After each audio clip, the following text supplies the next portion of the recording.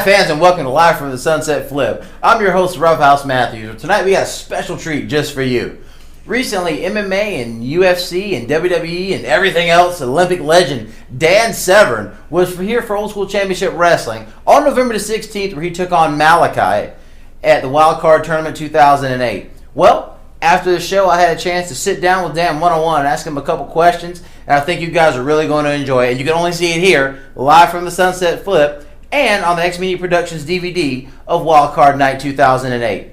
So stay tuned, enjoy, and as always, live from the sunsetflip.com, where you can see Roughhouse Matthews and Jared Shapiro talk all the latest wrestling, MMA news, notes, and gossip. Thanks for tuning in, and we'll see you next time. We're here live from the Sunset Flip. I'm your host, Roughhouse Matthews, with MMA and professional wrestling legend Dan, the B Severn. Dan, it's a pleasure to have you here with us tonight, buddy.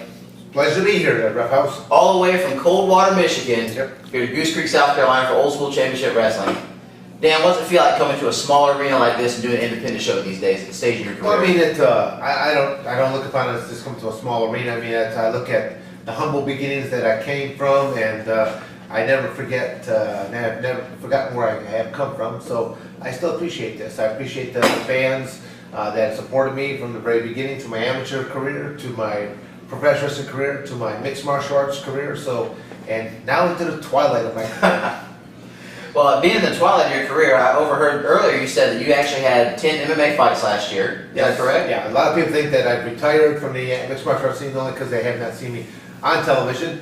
But the reality is I did have 10 matches last year. 3 of my opponents were under contract with the Ultimate Fighting Championships to boot on that. And let's not forget, DanSevern.com is your place for all the Dan Severn information, upcoming appearances, fights, and professional wrestling matches as well. Yes. So 10 MMA fights this year. How many professional wrestling matches? Or too many to count at this time? Well, I mean, I stay busy almost every weekend. It seems like I'm somewhere doing something.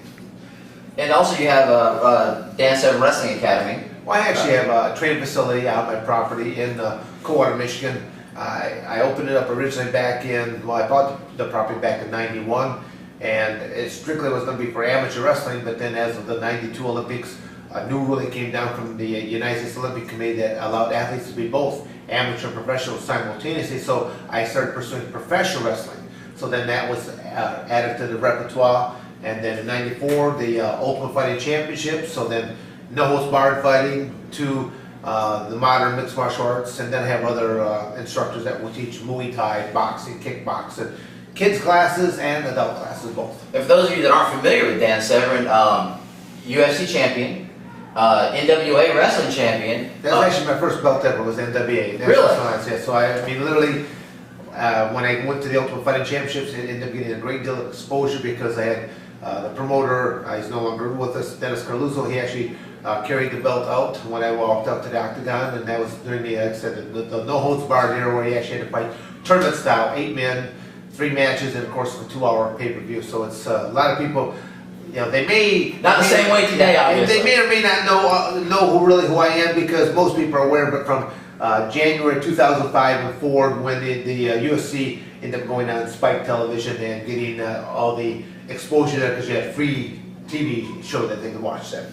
And of course, the UFC with the tournaments, and later on to WWE for a great period of time, managed by Jim Cornette, our good friend here at OSCW. What was that like, transitioning from NWA to UFC back to WWE? Was it much of a transition for you, going from MMA back to pro wrestling, or was it just kind of a smooth transition for you? I would say that it was easier. The hardest transition I had was going from amateur wrestler into being a no-holds-barred fighter.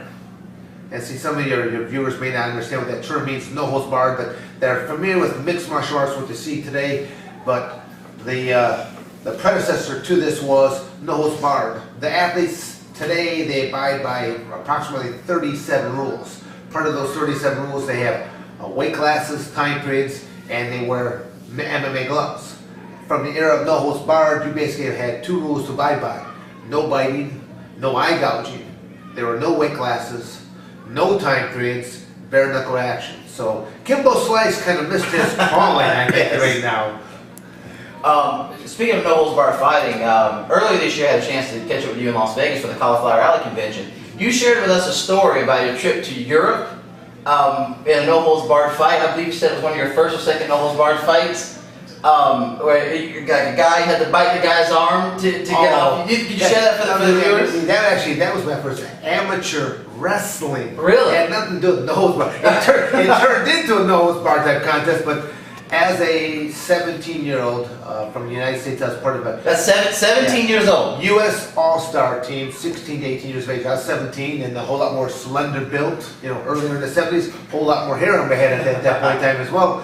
And when they started the match, matches were three-minute rounds with a 1 minute break in between. Well, my Turkish opponent, basically he was former, he was military.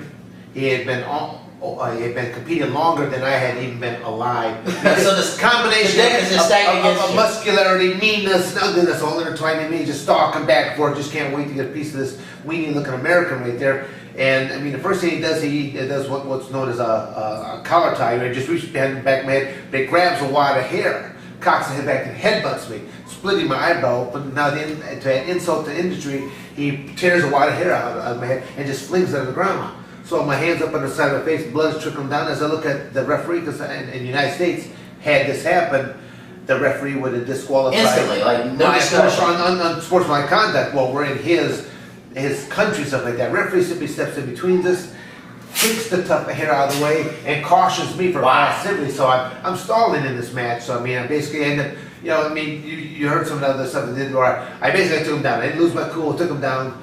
Technical the crossface, take the bony portion for him, and you put it right across his nose. I broke his nose.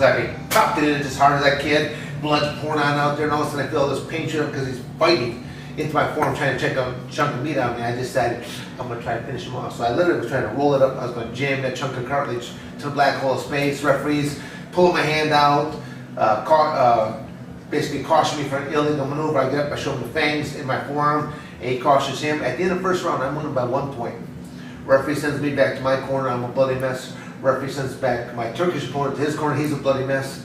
And his coach was so angry at his athlete that this weenie-looking American was beating him. He pulls out this stick about the thickness of a broom handle and proceeds to beat his athlete. So people say, aren't you nervous when you walk out in this cage? I'm thinking, what can this guy do to me that have had done to me before in my nice sport of amateur wrestling on the international scene?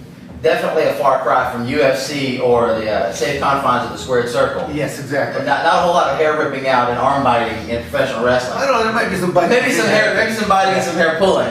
Well, Dan, like you said, as you said, the twilight of your career. Yes. You obviously still act as a professional wrestler and in mixed martial arts. Where do you see yourself maybe in 5 years from now? Well, what I'm looking to do is starting in January. I'm looking to start my final tour. My farewell tour for mixed martial arts. It'll take me about a year to a year and a half because I've got about 10 or 12 matches that I would like to kind of conclude with, and then I want to do one more run then with professional wrestling. So I'm going to do get the mixed martial arts thing first, then I'll do the professional wrestling. But I will still be involved in both entities right there. But you won't see me inside the ring doing things. I will be either play-by-play, color commentating, or being a spokesperson for, just doing that kind of stuff, or just that coach, trainer, things of that nature. Well, Dan, it's been a pleasure to have you here with us. Old School Championship Wrestling, you're welcome back anytime, Dan. I appreciate that very much. Live from the Sunset Flip, back in the studio right now.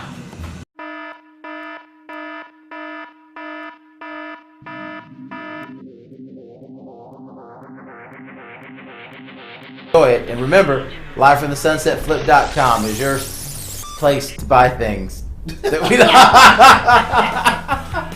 All right, let's try that again. Take two. Over to your right. Good. Yeah. Wait, wait up. Yeah, that's all. Listen, Brian.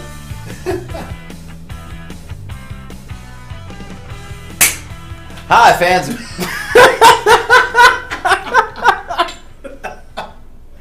Jared unplugged the headphones. All right, Brian. Composure. We're good, Daddy. Big black booty daddy.